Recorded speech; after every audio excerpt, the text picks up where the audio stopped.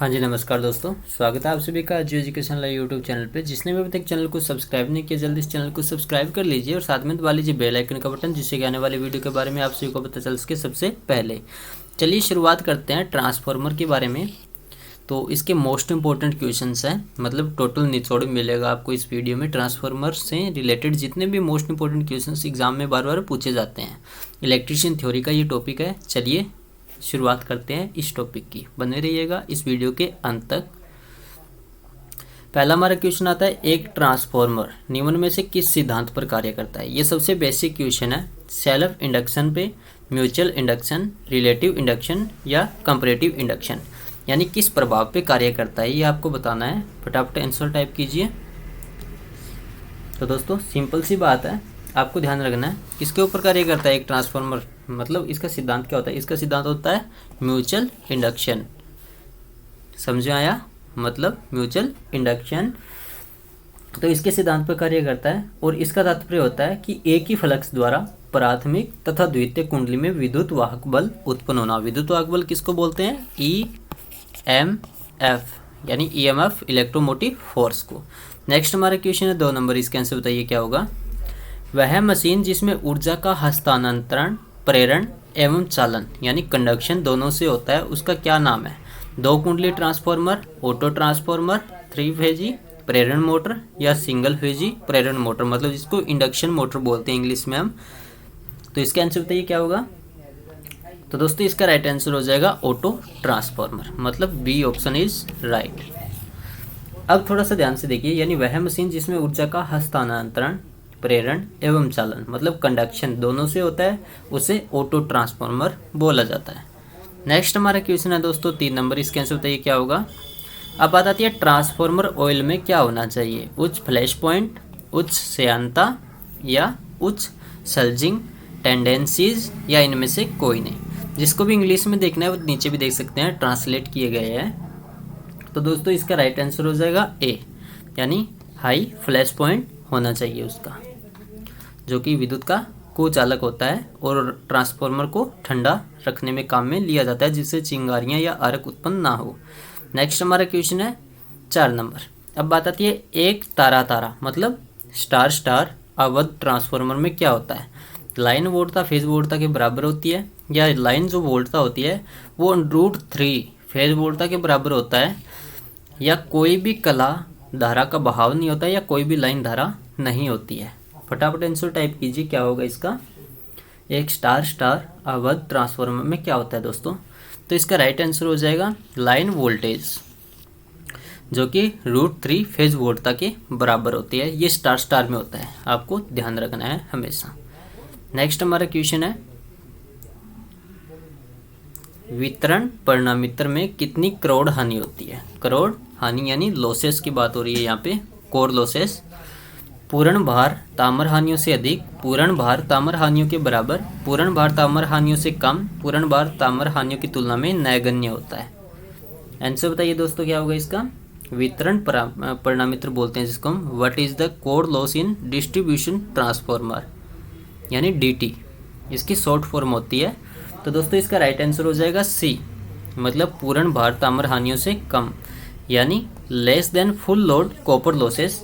इसकी थोड़ी सी व्याख्या सुन लीजिए। वितरण परिणामित्र में करोड़ हानि पूर्ण भार ताम्र हानियों से कम होता है, क्योंकि वितरण परिणामित्र का जो प्राथमिक कुंडली होती है वो 24 घंटे तक उत्तेजित रहती है। तो इसमें क्या होता है, 24 घंटे तक उत्तेजित रहता है तथा जो निर्धारित वोल्टेज होती है वो हमेशा मिलती रहती है, और करोड़ हानि हमेशा होती रहेगी, चाहे लोड हो या ना हो, वो उसके ऊपर कोई भी इफेक्ट नहीं पड़ता है। इसलिए इसके निर्माण में यह ध्यान रखते हैं कि करोड़ हानि कम से कम होनी चाहिए और वितरण ट्रांसफार्मर का जो फ्लक्स घनत्व है वो कम रखा जाता है। समझ में आगे होगा आप सभी को। नेक्स्ट हमारा क्वेश्चन है 6 नंबर, इसका आंसर बताइए क्या होगा। किसी ट्रांसफार्मर में ताम्र हानि का मान पूर्ण भार एवं एकक शक्ति गुणक पर 800 वाट है।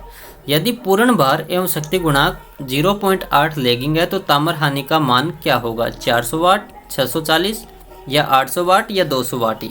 सिंपल सा क्वेश्चन है, इसमें ज़्यादा लॉजिक लगाने की आपको ज़रूरत है नहीं, ना आपको इसमें कोई भी फॉर्मूला लगाना है। जो भी एक्सपर्ट है स्टूडेंट वो फटाफट इसका आंसर दे सकता है।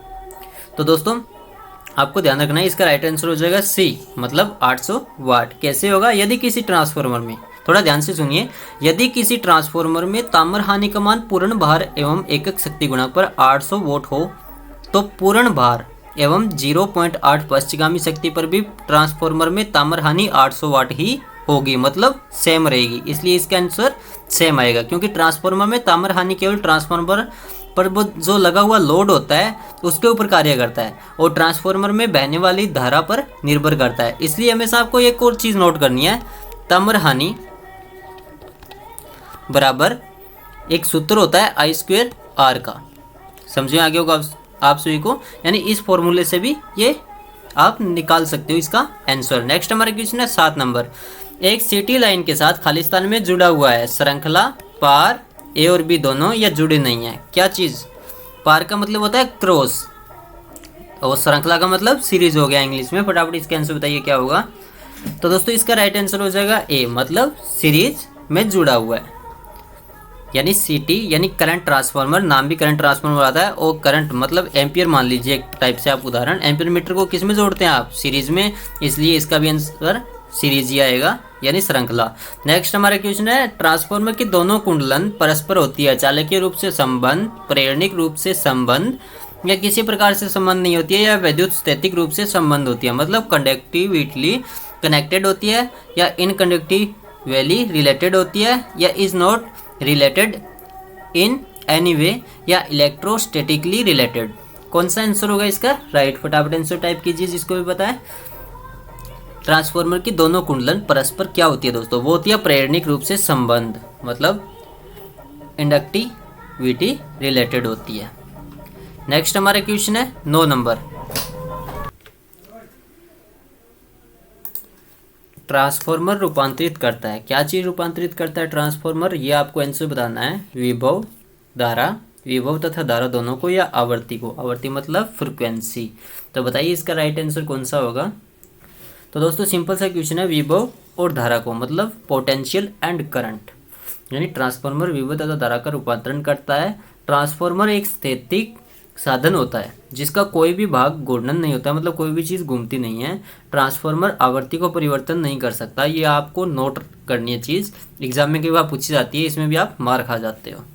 नेक्स्ट हमारा क्वेश्चन है 10 नंबर। इसका आंसर बताइए क्या होगा। अब बात आती है ट्रांसफार्मर की दक्षता किस शक्ति गुणक पर अधिकतम होती है दोस्तों? 0.8 अग्रगामी पे, इकाई पे, या 0.8 पश्चगामी मतलब पीछे की ओर, अग्रगामी का मतलब होता है आगे की ओर, या 0.5 अग्रगामी या पश्चगामी मतलब आगे पीछे। तो फटाफट इसके आंसर बताइए क्या होगा।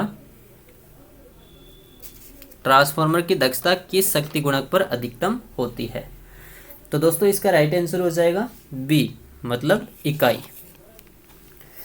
यानी ट्रांसफार्मर की दक्षता को एफिशिएंसी बोलते हैं और इकाई शक्ति गुणक यानी यूनिटी पावर फैक्टर पर अधिकतम होती है, क्योंकि इकाई शक्ति गुणक पर ट्रांसफार्मर का जो वोल्टेज नियम होता है वो बहुत कम होता है, जिससे कि ट्रांसफार्मर की दक्षता अधिकतम होती है। नेक्स्ट हमारा क्वेश्चन है दोस्तों 11 नंबर। इसके आंसर बताइए क्या होगा। अब बात आती है ट्रांसफार्मर के क्रोड को पत्तियों द्वारा क्यों बनाया जाता है। ये भी मोस्ट इंपॉर्टेंट है, ये भी आपको जानकारी होनी चाहिए, क्योंकि ट्रांसफार्मर हम टॉपिक पढ़ रहे हैं, उसके अंदर उसकी जो पत्तियों द्वारा क्यों बनाया जाता है उसकी क्रोड को, यानी पत्तीनुमा होती है। भंवरधारा हानियों को कम करने के लिए या वीर निर्माण को आसान बनाने के लिए, मतलब उसका जो निर्माण करते हैं उसको आसानी करने के लिए, या कोई विशेष लाभ नहीं होता है, या पारगम्यता को बढ़ाने के लिए, मतलब टू इंक्रीज द परमेबिलिटी। तो बताइए कौन सा आंसर इसका राइट होगा। यह भी फेमस क्वेश्चन है। तो दोस्तों इसका राइट आंसर हो जाएगा ए, भंवरधारा हानियों को कम करने के लिए, इसको रिड्यूस वोल्टेक्स करंट लॉसेस, यानी ट्रांसफार्मर के क्रोड को भंवरधारा हानियों को कम करने के लिए पत्तियों के रूप में बनाते हैं, क्योंकि क्रोड को पतली पतली पत्तियों में विभक्त करने या बनाने पर प्रत्येक पत्ती का जो क्षेत्रफल कम होने से पत्ती का प्रतिरोध बढ़ जाता है, जिससे कि क्रोड का जो प्रभावी प्रतिरोध बढ़ जाता है, जिस कारण भंवरधारा कम होने से भंवरधारा हानि कम हो जाती है, क्योंकि धारा प्रतिरोध के हमेशा व्युत्क्रमानुपाती होती है, मतलब उल्टी होती है धारा। यह तो आपको भी पता होगा, यानी प्रतिरोध ज़्यादा होगा तो धारा कम होगी, प्रतिरोध कम होगा तो धारा ज़्यादा होगी। नेक्स्ट हमारे क्वेश्चन आता है 12 नंबर। इसके आंसर बताइए क्या होगा। ट्रांसफार्मर की दक्षता अधिकतम होती है जब ताम्र हानियाँ बराबर होती है लोहा हानियों के, या लोहा करोड़ हानियाँ बराबर होती है शून्य के, ताम्र हानियाँ बराबर होती है शून्य की, या इनमें से कोई नहीं। तो इसका आंसर बताइए क्या होगा। तो दोस्तों इसका राइट आंसर हो जाएगा ताम्र हानियाँ बराबर होती है हमेशा लोहा हानियों के। कॉपर लॉसेस बराबर आयरन लॉसेस। नेक्स्ट हमारा क्वेश्चन आता है 13 नंबर। इसका आंसर बताइए क्या होगा। अब बात आती है शैथिल्य हानियाँ निर्भर करती है, किसके ऊपर निर्भर करती है। आवर्ती पर, वोल्टता पर, ए और बी मतलब दोनों, आवर्ती और वोल्टता, या उपरोक्त में से कोई नहीं। इनफर्टिलिटी लॉस डिपेंड्स ऑन, किसके ऊपर डिपेंड करता है। तो दोस्तों इसका राइट आंसर हो जाएगा ए, मतलब आवर्ती के ऊपर डिपेंड करता है, यानी शैथिल्य हानियाँ आवर्ती पर निर्भर करती है तथा इसके अलावा फ्लक्स घनत्व करोड़ के आयतन पर भी निर्भर करता है। इसे WH से प्रदर्शित करते हैं। W छोटा h लगाया जाता है, इससे प्रदर्शित किया जाता है, ये आपको नोट करना है। नेक्स्ट हमारा क्वेश्चन है दोस्तों 14 नंबर। इसके आंसर बताइए क्या होगा। अब बात आती है धारा ट्रांसफार्मर में क्या होता है। द्वितीय कुंडली बंद होनी चाहिए, द्वितीय कुंडली खुली होनी चाहिए, प्राथमिक कुंडली बंद होनी चाहिए, प्राथमिक कुंडली खुली होनी चाहिए। इन करंट ट्रांसफार्मर में क्या होना चाहिए, ये भी इंपॉर्टेंट क्वेश्चन है दोस्तों। तो इसका राइट आंसर हो जाएगा ए, मतलब द्वितीय कुंडली हमेशा बंद होनी चाहिए। धारा ट्रांसफार्मर में द्वितीय कुंडली बंद होनी चाहिए, क्योंकि धारा ट्रांसफार्मर के द्वितीय कुंडलन में फेरों की संख्या अधिक होती है और द्वितीय कुंडलन के खुले होने पर इसमें प्रेरित विभव का जो मान होता है वो बहुत ही अधिक हो जाएगा। इस वजह से द्वितीय कुंडलन खराब हो जाएगी या जल जाएगी।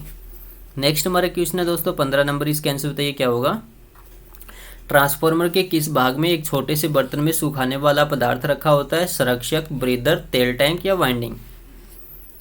इन which part of the transformer is the drawing material kept in A small vessel. बताइए, गार्डियन, ब्रीदर, ऑयल टैंक या वाइंडिंग। तो दोस्तों इसका राइट आंसर हो जाएगा बी, मतलब ब्रीदर में होता है। B is right answer this question. यानी ट्रांसफार्मर के ब्रीदर भाग में एक छोटे से बर्तन में सुखाने वाला पदार्थ रखा जाता है जो ब्रीदर में प्रवेश करने वाली जो वायु की नमी होती है उसका अवशोषण करता है। यदि यह नमी युक्त वायु ट्रांसफार्मर तेल के संपर्क में आ जाएगी तो उसका तेल का जो पेरावैद्युतिक सामर्थ्य जिसको डाइलेक्ट्रिक स्ट्रेंथ बोला जाता है या कांस्टेंट घट जाएगा, जिससे ट्रांसफार्मर में दोष उत्पन्न होने लगता है। नेक्स्ट हमारा क्वेश्चन है दोस्तों 16 नंबर। इसके आंसर बताइए क्या होगा। किसी ट्रांसफार्मर में खालिस्तान वोल्टेज नियंत्रण ऋणात्मक होता है। प्रेरक भार के लिए, संधारित्र भार के लिए, प्रतिरोध भार के लिए, या कोई भी भार नहीं, यानी नो लोड पे। बताइए राइट आंसर कौन सा होगा। किसी ट्रांसफार्मर में खालिस्तान वोल्टेज नियंत्रण ऋणात्मक होता है। तो दोस्तों इसका राइट आंसर हो जाएगा बी, संधारित्र भार के लिए। यानी किसी भी ट्रांसफार्मर में संधारित्र लोड के लिए वोल्टेज नियंत्रण जो होता है यानी कंट्रोलिंग ऋणात्मक होती है। और क्योंकि अग्रगामी जो शक्ति गुणक या पावर फैक्टर होता है उसके ऊपर हमेशा वोल्टेज का जो विनिमय समीकरण होता है वो समान शक्ति गुणक कोण फाई 2 के लिए साइन 2 का मान इक्वल रखा जाता है। और एक चीज़ आपको ध्यान रखनी है, यहाँ पे एक फॉर्मूला होता है V रेज I square R2 cos phi minus I2 X2 sine phi, और इसके अंदर भाग दिया जाता है V स्क्वेयर, मतलब जो वोल्टेज होती है कुंडलन की। नेक्स्ट हमारा क्वेश्चन है 17 नंबर। इसके आंसर बताइए क्या होगा। किसी ट्रांसफार्मर में न्यूनतम वोल्टेज विनिमय होता है जब भार का शक्ति गुणांक क्या होगा। अग्रगामी, पश्चगामी, इकाई यानी यूनिटी, या 0.8। तो दोस्तों इसका राइट आंसर हो जाएगा ए, यानी अग्रगामी होगा। यानी जब ट्रांसफार्मर पर भार शुद्ध संधारित्र होता है तो उस समय भार धारा वोल्टता से 90 डिग्री अग्रगामी होता है। ये आपको ध्यान रखना है। मतलब एक टाइप से हम समीकरण बनाते हैं इस टाइप से, तो इसके अंदर आई, ई और वी ये 90 डिग्री हो गया। नेक्स्ट हमारा क्वेश्चन है दोस्तों 18 नंबर।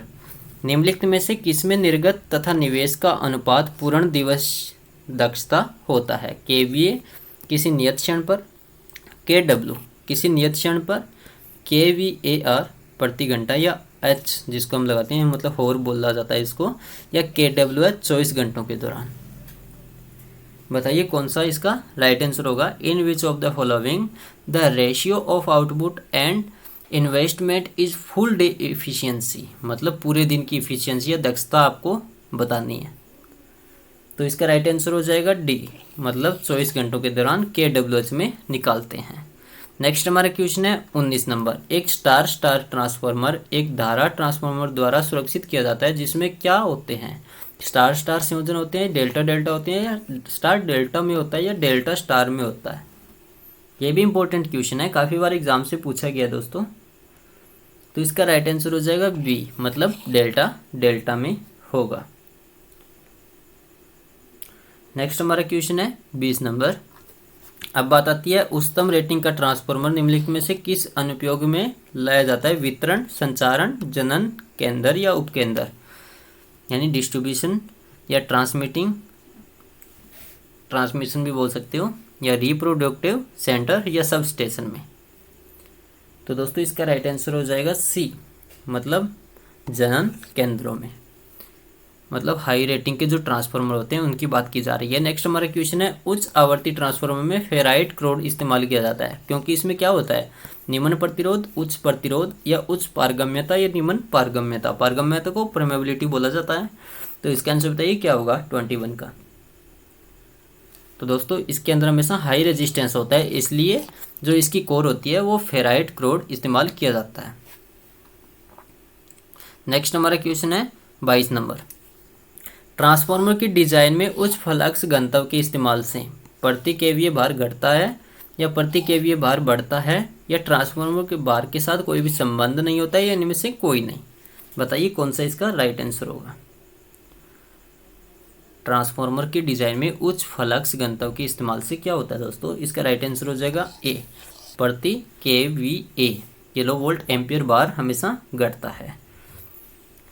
नेक्स्ट हमारा क्वेश्चन है 23 नंबर। इसका आंसर बताइए क्या होगा। ट्रांसफार्मर का कोर फ्लक्स मुख्यतः किस पर निर्भर करता है। आपूर्ति वोल्टेज पे, आपूर्ति वोल्टेज एवं आवर्ती एवं भार पे, या आपूर्ति वोल्टेज और लोड पे, या आपूर्ति वोल्टेज और आवर्ती मतलब फ्रिक्वेंसी पे। तो दोस्तों इसका राइट आंसर हो जाएगा डी, आपूर्ति वोल्टेज और आवर्ती पे मतलब फ्रिक्वेंसी पे, यानी supply voltage and frequency. This is right answer for this question. Next हमारा क्वेश्चन है 24। इसका आंसर बताइए क्या होगा। अब बात आती है I²R या ओमी ह्रास को किस नाम से जाना जाता है। ह्रास का मतलब होता है हानि, ताम्र हानि, लोहा हानि, भंवरधारा हानि या शैथिल्य हानि, मतलब लॉसेस जिसको हम बोलते हैं इंग्लिश में। तो बताइए इसका राइट आंसर हो जाएगा ताम्र हानियाँ। I²R को किस नाम से जाना जाता है, इसको ताम्र हानि बोलते हैं।